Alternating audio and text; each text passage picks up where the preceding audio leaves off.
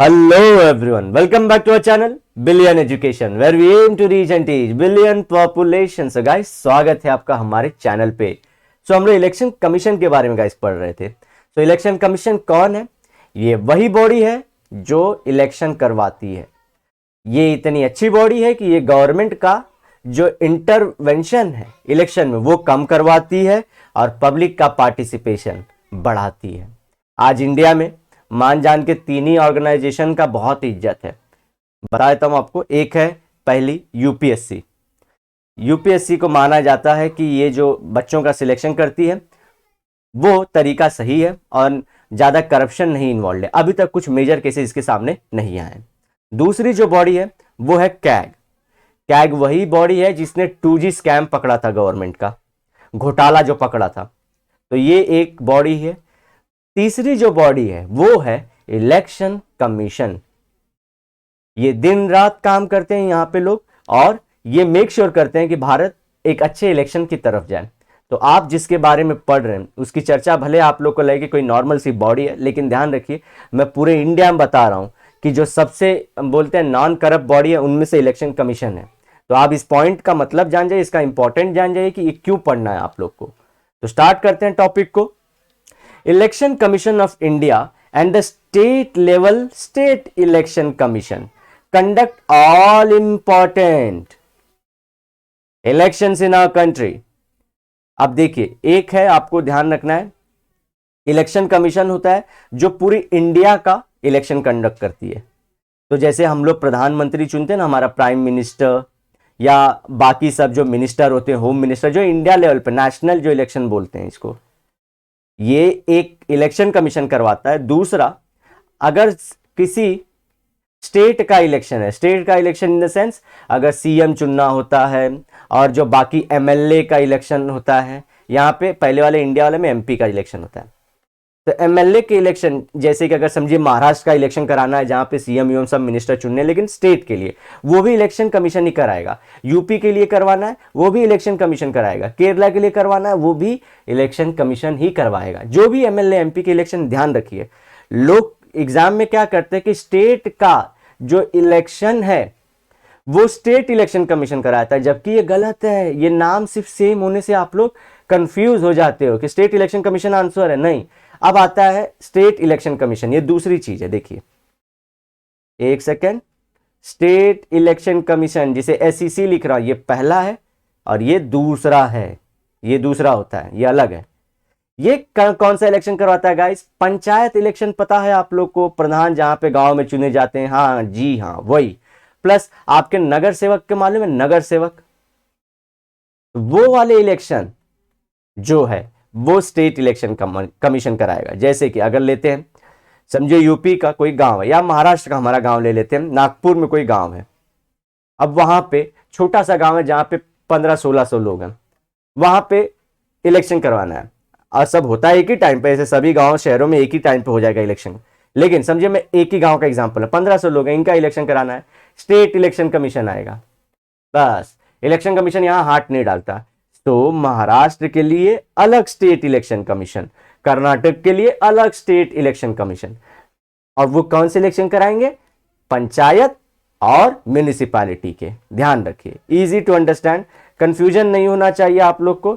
Exam में state election commission state का election नहीं कराएगा, मैंने यहां पे क्लियरली लिख दिया है।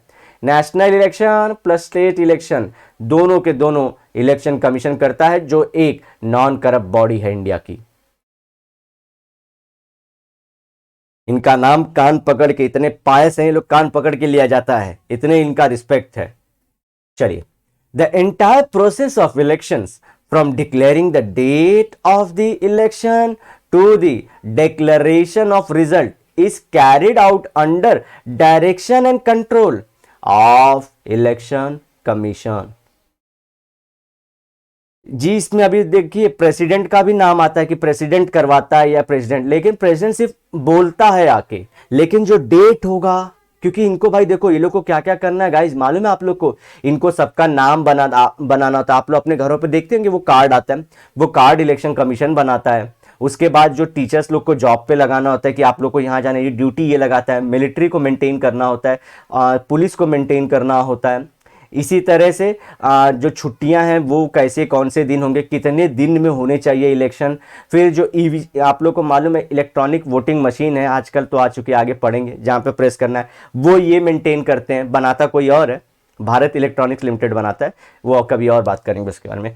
सो ईवीएम मेंटेन कराना है और ध्यान रखना है कि कोई झोल झपाटा ना हो इलेक्शन में, तो ये सब भी ट्राई करवाना है। ये सब काम कौन करता है आप लोग को मालूम है?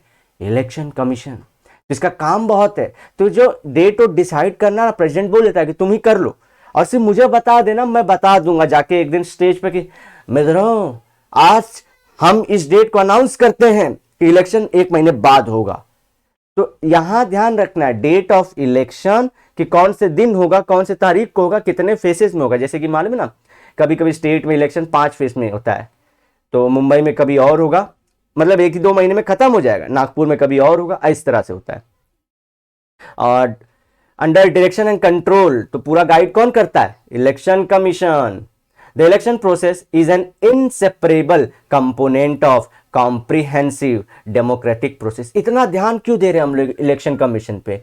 ये गाइज इसलिए क्योंकि पूरा अगर हमको डेमोक्रेसी चलाना है, हमको अगर पार्टी लाना है, चेंज करना है, गवर्नमेंट को चेंज करना है या वही गवर्नमेंट को रखना है, तो इलेक्शन बहुत जरूरी है। हमने लास्ट लेक्चर में पढ़ा था ना कि इलेक्शन पीसफुल मीन्स है, जहां पे शांति से लोग आके चेंज कर, पहले लड़ाई होता था। ये बात ध्यान रखना है आप लोग को।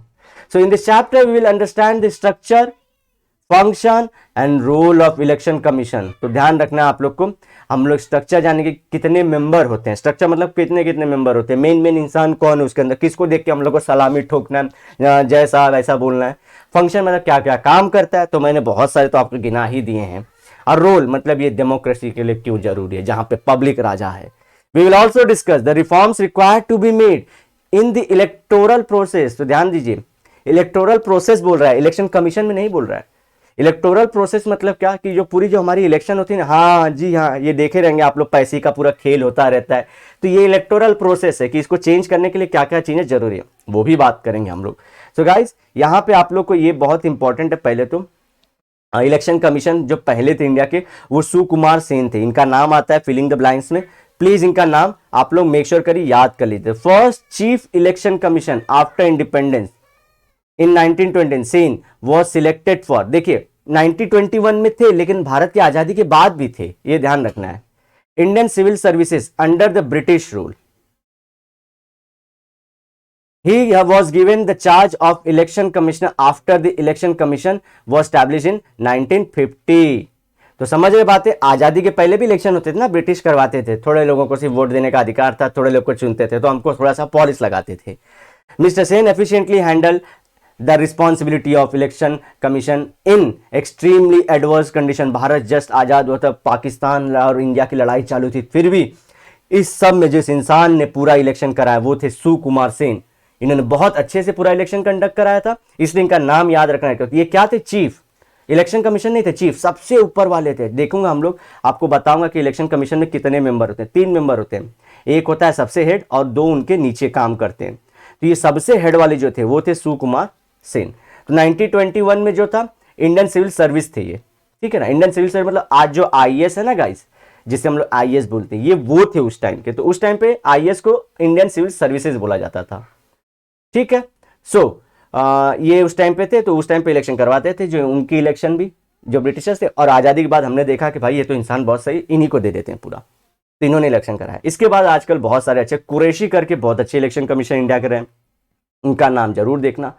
तो गाइज नेक्स्ट लेक्चर में हम लोग इसी के बारे में और बात करेंगे। मेक श्योर आप अपने दोस्तों में से शेयर कर दें, ये इंफॉर्मेशन बहुत जरूरी है।